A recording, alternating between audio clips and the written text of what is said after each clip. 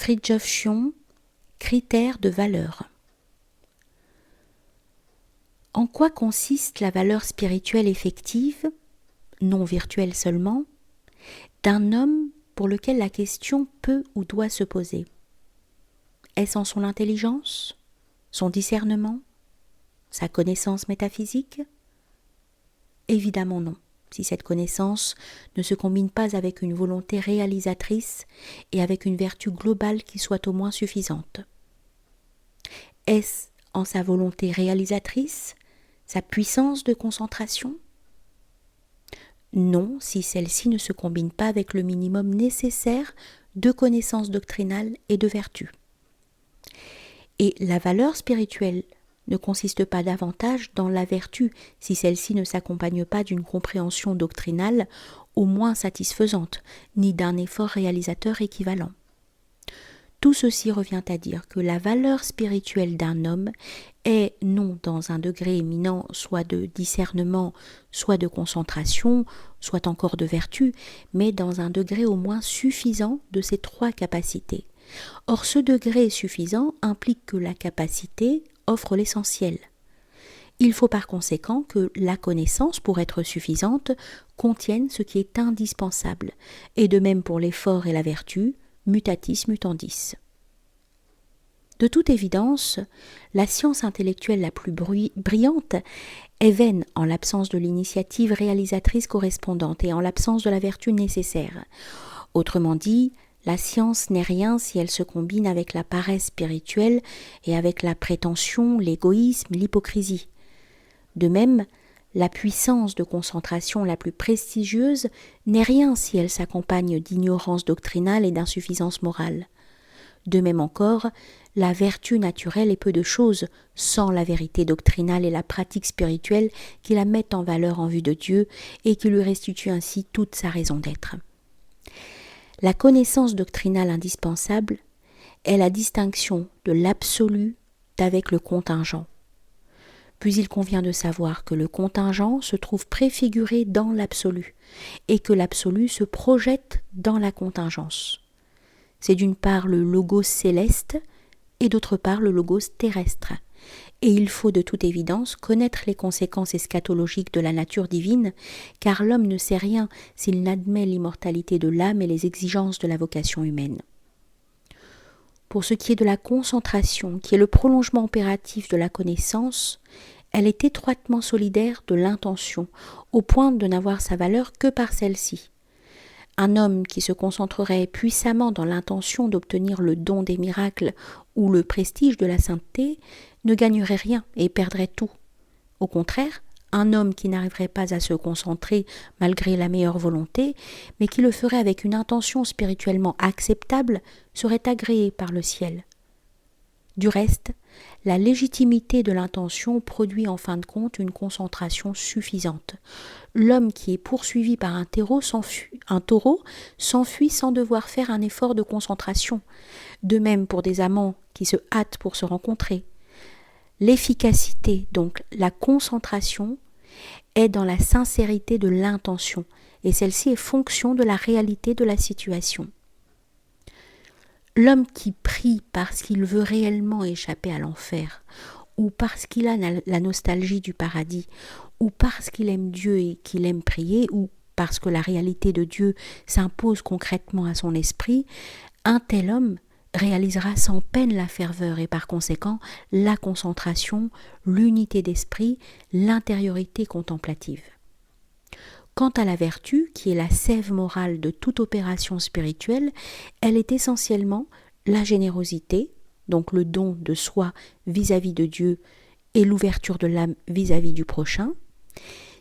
Et qui dit générosité dit détachement, car l'homme avide et mesquin ne saurait être généreux.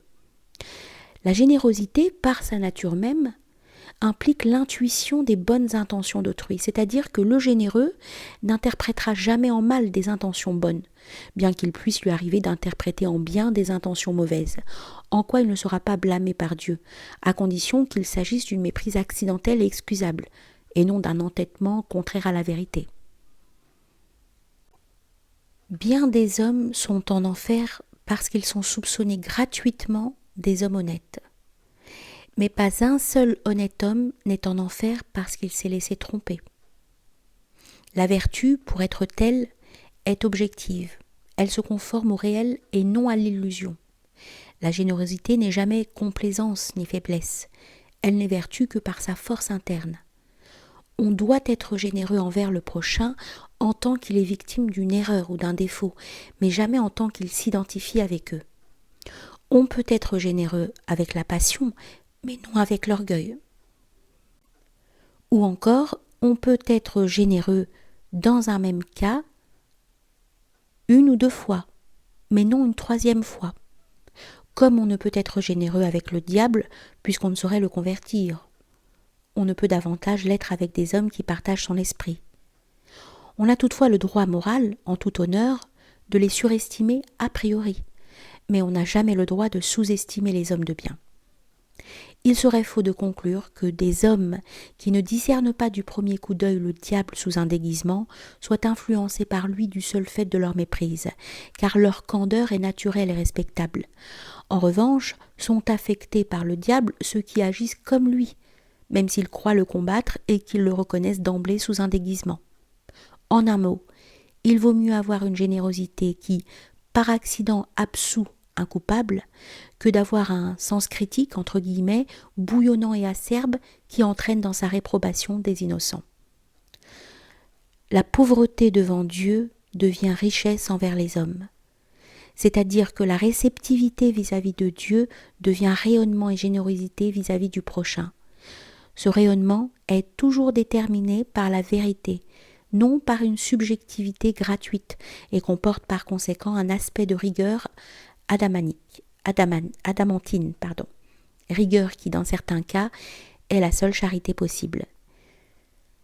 Certes, l'idéal c'est qu'un homme réalise à un degré éminent les trois conditions ou capacités, à savoir le discernement intellectuel, l'effort spirituel et la beauté morale, ou qu'il en réalise deux ou une seule à ce degré tout en possédant l'autre ou les autres à un degré suffisant.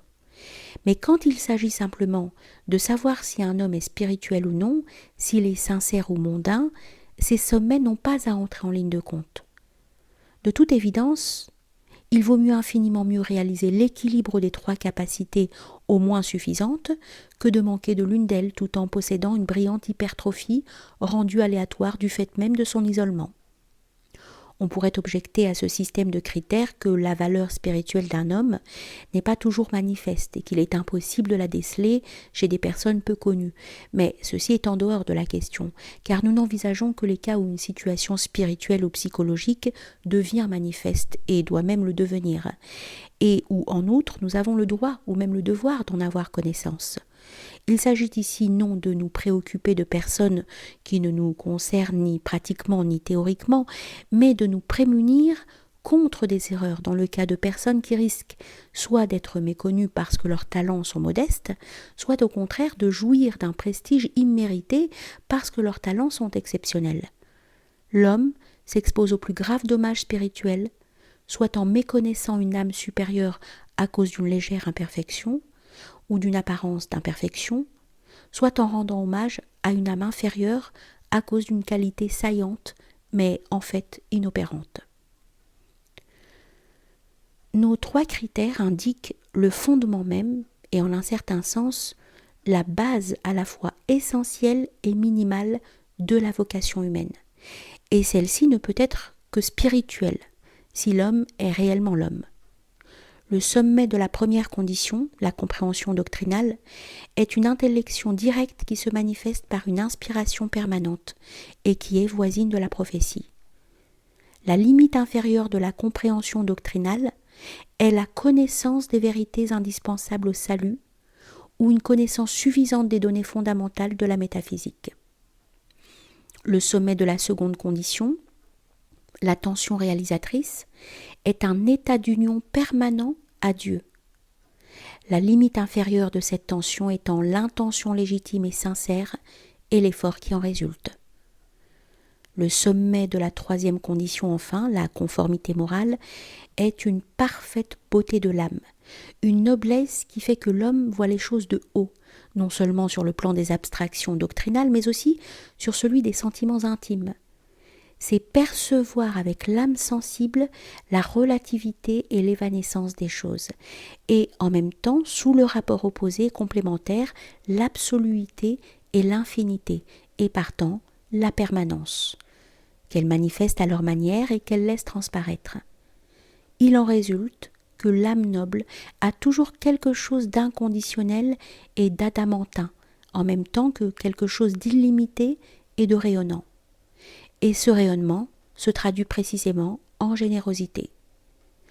Quant à la limite inférieure de la vertu, elle est cette générosité élémentaire, ou cette capacité de mettre la dignité morale au-dessus de l'intérêt, qui prouve que l'homme est réellement homme, qu'il l'est par vocation et non par accident. Toute cette critériologie est sans doute élémentaire, mais elle n'en est pas moins suffisante au point de vue de ses propres principes. Les schémas ont droit à l'existence tout en n'étant que des ellipses.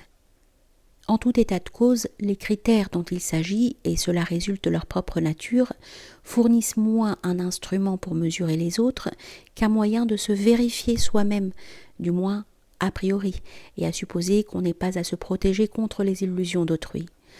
Ce qui toutefois ne nous autorise pas à perdre de vue que potentiellement les autres sont en nous et que nous sommes dans les autres, si bien que nous ne sommes jamais dispensés de perfectionner en nous-mêmes ce dont nous constatons l'imperfection autour de nous.